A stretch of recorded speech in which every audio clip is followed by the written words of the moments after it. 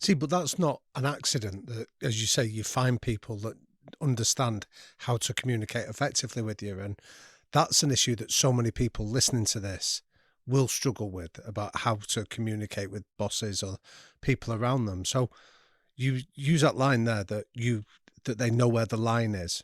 So what are the principles that you do instill as a leader that allow people the freedom, yet equally that accountability? It's honesty. Everything is based on honesty. Never tell a lie, or I never tell my people something. Sometimes in the business, you cannot tell everybody what you're planning and what you're doing because, there is some things because they are not ripe to communicate. But otherwise, I always try to keep them informed what we do as a company.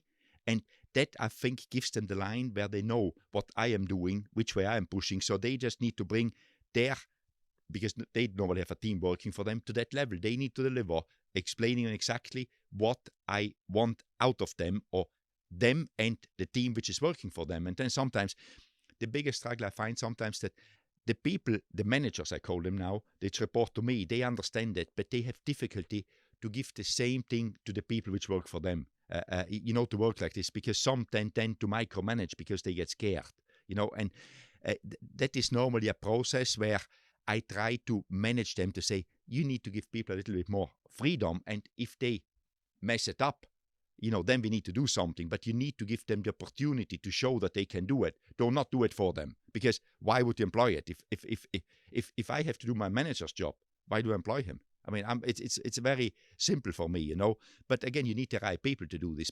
And then the other thing, what I live with, if you lose somebody, and I learned that from Nicky Lauda. If you have nobody doing the job, you need to do it yourself until you find somebody who can do it, and you need to jump in. And I think I'm a little bit fortunate there in racing. I've done a lot of jobs. So I'm not as good as the specialist, but I can jump in because I can do it at 75% of their knowledge, and that is good enough over a period of time.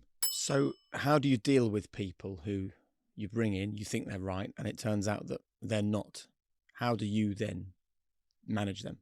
First of all, you try to bring them along and to explain them. And otherwise, as brutal as it sounds, they need to change career. Because you cannot, if somebody cannot come along to the principle of how you want to work and how the company wants to work, it's not about me. It's about the company. If the whole company is set up and you've got one person which is not doing what the company expects it to do, you have to change, and you try to do it in a positive way.